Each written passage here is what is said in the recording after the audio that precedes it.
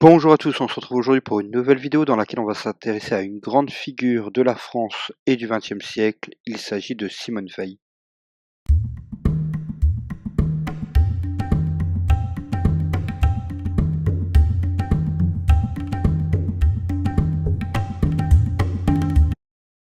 Simone Jacob, future Simone Veil, née le 13 juillet 1927 à Nice. Elle grandit dans une famille bourgeoise, juive et laïque, attachée aux valeurs républicaines. Son père est architecte, sa mère ancienne étudiante en chimie. Simone est une élève brillante, curieuse et indépendante. En 1944, à seulement 16 ans, elle est arrêtée par les nazis avec sa famille. Elle est déportée à Auschwitz, puis à Bergen-Belsen. Sa mère meurt dans les camps, son père et son frère ne reviendront jamais. Simone survit, à jamais marquée par cette épreuve. La déportation fut une épreuve fondatrice. Simone Veil survit à l'enfer concentrationnaire, mais en sort profondément marquée. Toute sa vie, elle porte la mémoire des victimes et refusera le silence autour de la Shoah. Après la guerre, elle choisit de reconstruire sa vie en s'engageant au service de la République. Elle fait des études de droit et entre dans la magistrature, où elle œuvre notamment à la réforme du système pénitentiaire et à la défense des plus vulnérables.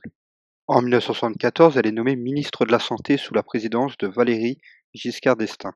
Dans un univers politique encore très masculin, elle impose par son sérieux, sa rigueur et son autorité morale. Portée par une profonde conviction humaniste, Simone Veil défend en 1974 la légalisation de l'IVG, l'interruption volontaire de grossesse. Malgré les attaques violentes, elle fait voter une loi essentielle pour les droits des femmes et leur autonomie.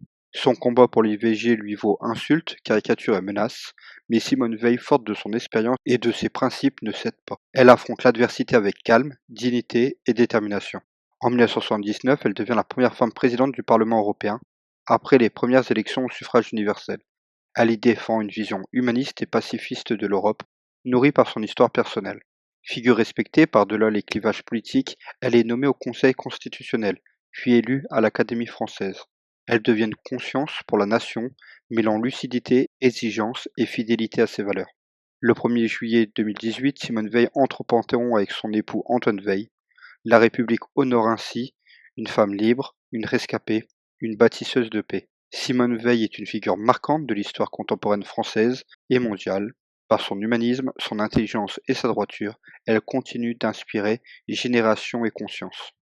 Voilà, c'est tout pour aujourd'hui. Merci à tous d'avoir suivi cette vidéo. N'hésitez pas à vous abonner, à me laisser un petit commentaire pour me donner votre avis. Et nous, on se retrouve très vite pour une nouvelle vidéo.